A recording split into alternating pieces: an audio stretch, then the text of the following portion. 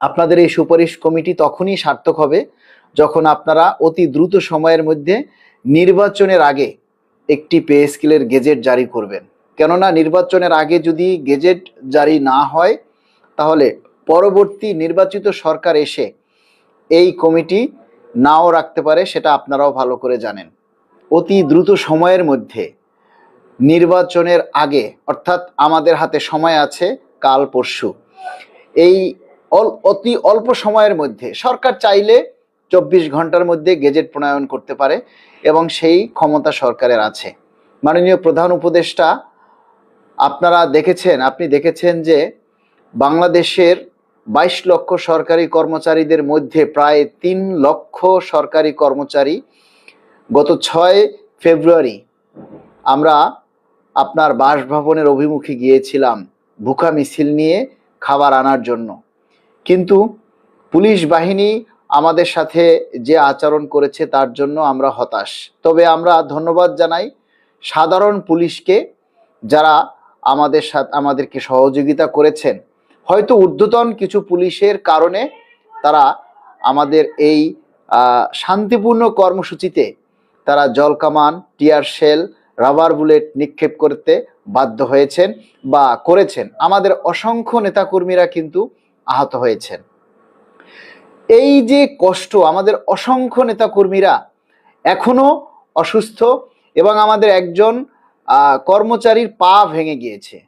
সেকান্দার আলী, রেলওয়ের একজন কর্মচারী, পঞ্চগড় জেলার একজন একেবারেই নিম্ন গ্রেডের কর্মচারী, ওয়েম্যান পদে চাকরি করেন। তিনি ঢাকা মেডিকেলে পা ভেঙে ভর্তি আছেন। জানি না তার এই পা 2 মাস, 4 মাস না 6 মাসে ভালো হয়ে তিনি কর্মস্থলে ফিরে যেতে পারবেন।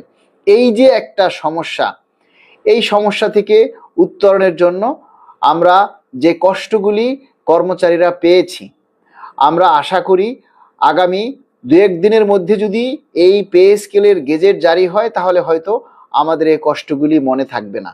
নতুবা যদি আপনারা পে স্কেলের গেজেট জারি করে না যান তাহলে কিন্তু আমরা 100 বছরেও আমরা এই কষ্ট ভুলতে পারবো না। কেননা আমরা জানি মাননীয় প্রধান উপদেষ্টা নিজে শান্তির জন্য বিশ্ব তাকে নোবেল পুরস্কার করে দিয়েছে, নোবেল পুরস্কার দিয়েছেন।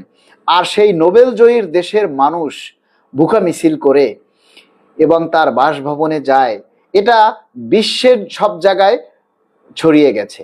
তাহলে আপনি চিন্তা করুন, আপনি যে শান্তির জন্য নোবেল পেয়েছেন, আমাদের দেশের, আপনার দেশের সেই কর্মচারীদের মধ্যে শান্তি নেই, সেই কর্মচারীদের মধ্যে শান্তি নেই। আমরা চাই এই অন্তর্বর্তীকালীন সরকার থাকা অবস্থায় নির্বাচনের আগেই আমরা পে স্কেলের গেজেট প্রকাশ করার জন্য আমরা আন্তরিকভাবে আপনাকে আহ্বান জানাই। 22 লক্ষ কর্মচারীদের পক্ষ থেকে, 22 লক্ষ পরিবারের পক্ষ থেকে মাননীয় প্রধান উপদেষ্টা আপনার কাছে আমরা বিনীত আহ্বান জানাচ্ছি। প্রিয় কর্মচারী ভাই বোনেরা যারা লাইভে আছেন, আপনাদেরকে বলবো নিরাশ হয়েন না, হতাশ হওয়ার সুযোগ নেই। ওই যে আমি আগে একটা কথা বলেছি, আল্লাহ কোনো কিছু তাড়াহুড়া করে দেন না, আবার কোনো কিছু দেরিও করেন না। অর্থাৎ আল্লাহ যখন সময় হয়, নির্ধারিত সময় ঠিক তখনই দেন। আজকে যে কমিটিটা গঠন হয়েছে এটাও কিন্তু এতদিন হয়নি। এই কমিটি যারা করেছেন তারাও জানেন যে নির্বাচিত সরকার আসলে এই কমিটি থাকবে না। অর্থাৎ এখন যে সচিব একটা দপ্তরে আছে, নির্বাচিত সরকার আসলে সেই সচিব সেই দপ্তরে থাকতে পারবে না, তাদের ইচ্ছা মতো তারা লোক সেট করবে, এটা এই সরকারও জানে। তাই আমরা আশা করি এই কমিটি যাতে সার্থক হয়, এই সুপারিশ প্রণয়ন কমিটি যাতে সাকসেসফুল হয়, সেজন্য আমরা চাই নির্বাচনের আগেই যাতে আমাদের এই পে স্কেলের গেজেট জারি হয়। আপনারা প্রিয় সহযোদ্ধারা যারা আছেন, আপনারা সবাই এই সোশ্যাল মিডিয়ায় দাবিটাকে অ্যাক্টিভ রাখুন। এই মুহূর্তে তো আর আসলে রাস্তায় নেমে আমাদের কোনো কর্মসূচি নেই, কারণ আমরা কর্মসূচি দেওয়ার মতো যে নেতা বাংলাদেশে এখনো তৈরি হয় নাই। যে নেতা তৈরি হয়েছে তারা হচ্ছে অথর্ব নেতা। তারা কোনো সিদ্ধান্ত নেবার ক্ষমতা তাদের নেই। আপনারা দেখেছেন যে 3 লক্ষ মানুষ, আমাদের পূর্ব থেকেই সিদ্ধান্ত ছিল যে আমরা অন্তত 2-3 দিন, অন্তত শুক্র শনিবার আমরা শহীদ মিনারে অবস্থান করব। কিন্তু কি হলো সেটা আপনারাই দেখেছেন। যারা নিজের সিদ্ধান্তে অটল থাকতে পারে না, যারা নিজেরা ভয় পায়, তাদের দায়িত্ব থেকে সরে যাওয়া উচিত। কারণ আপনারা যদি চাপে থাকেন বা আপনাদের যদি সমস্যা থাকে, তাহলে দায়িত্ব অন্যদের কাছে ছেড়ে দিন, অন্যরা পারলে চালিয়ে নেক। কেন আপনারা আজকে জাতির কাছে দালাল নামে পরিচিত হলেন? আপনাদেরকে জাতি আজকে দালাল নামে পরিচিত করলো, দালাল নামে যে উপাধি দিল, আপনাদেরকে খুব ভালো লাগছে? আপনাদের কি খুব ভালো লাগছে? কিন্তু আপনাদেরকে সাধারণ কর্মচারীরা দালাল উপাধি ভূষিত করছে, এ কথাটা কিন্তু আমাদেরও গায়ে লাগছে। কেননা আমরাও নেতৃত্ব দেই। আপনারা নেতৃত্ব দিতে পারবেন না, আপনারা আপনাদের সিদ্ধান্তে অটল থাকতে পারবেন না, তাহলে আপনারা কেন নেতৃত্বে আসেন? আপনারা আগের দিন সিদ্ধান্ত নিলেন একজন নেতা যদি গ্রেপ্তার হয় তাহলে পরবর্তী যারা থাকবে তারা যেন কর্মসূচি চালিয়ে যায়, নেতৃত্ব যেন দিয়ে যেতে পারে। তাহলে সেই সিদ্ধান্ত থেকে কেন আপনারা সরে আসলেন? আপনাদেরকে যদি প্রশাসনের থেকে কেউ চাপ দিয়ে থাকে, তাহলে আপনারা নীরবে দায়িত্ব আরেকজনকে দিয়ে বলে যেতেন যে বাবা আমি পারছি না, তোমরা যেভাবে পারো সেভাবে কর্মসূচি চালিয়ে নাও, আমরা আড়ালে আছি।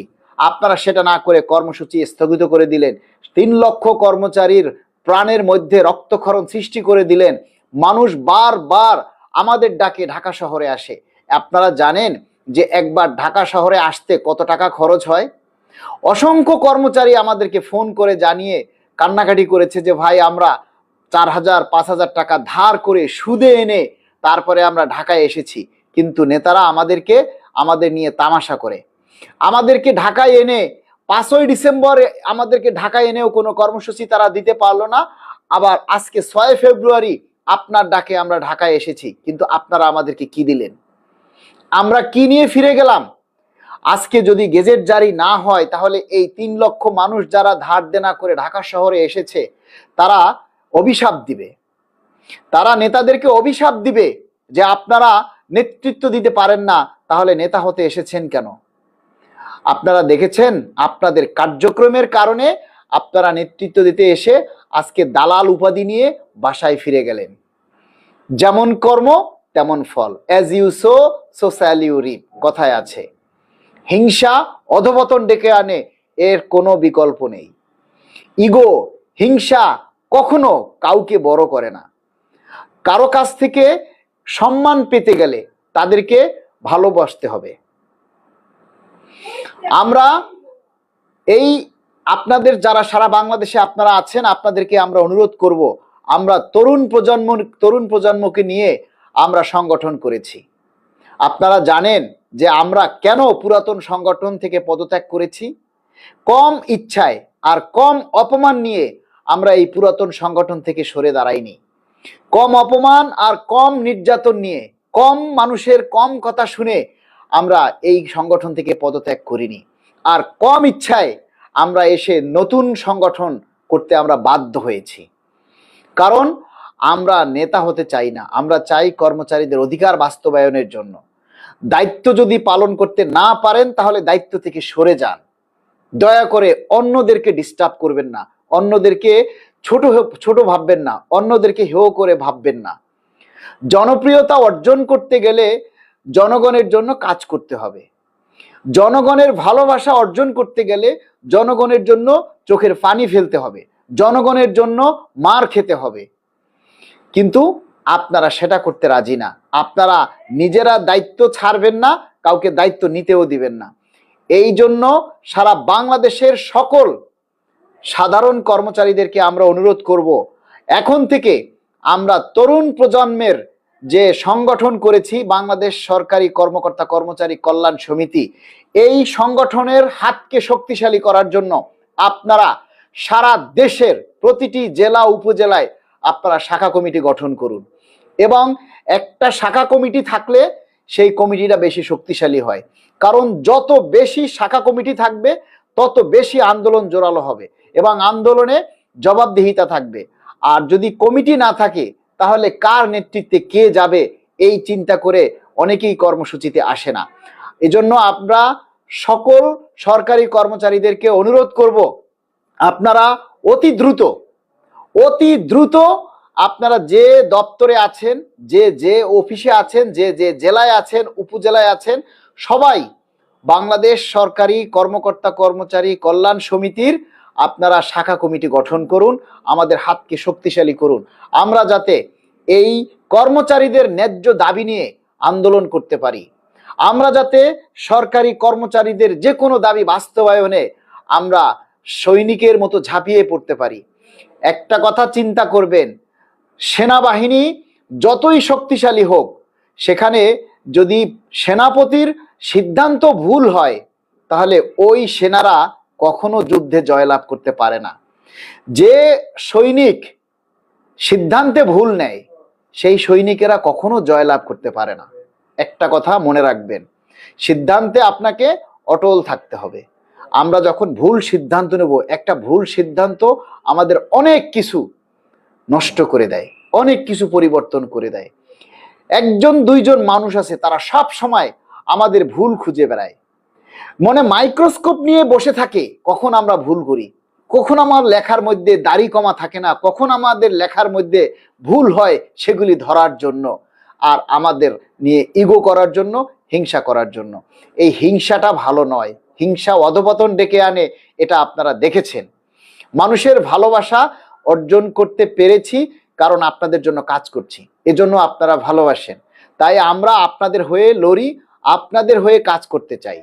প্রিয় বন্ধুরা, আপনারা দেখেছেন যে আজকে যে কমিটিটা গঠিত হয়েছে, আপনারা দয়া করে কেউ বাজে মন্তব্য করবেন না, আপনারা দয়া করে কেউ বাজে মন্তব্য করবেন না। কেননা আমরা চাই সরকার যাতে দ্রুত সময়ের মধ্যে আমাদের পে স্কেল বাস্তবায়ন করে। আর একটা কথা আমরা সবাইকে অনুরোধ করব, দয়া করে কেউ নির্বাচন নিয়ে বাজে মন্তব্য করবেন না। আমরা অবশ্যই নির্বাচনে অংশগ্রহণ করব এবং আমরা দক্ষ দেখে পক্ষ নিব, যারা কর্মচারীদের হক নিয়ে কথা বলবে, যারা ইনসাফ নিয়ে কথা বলবে, যারা কর্মচারীদের বেতন বৃদ্ধি নিয়ে কথা বলবে, যারা কর্মচারীদের অধিকার নিয়ে কথা বলবে, আমরা তাদের পক্ষে রায় দেব।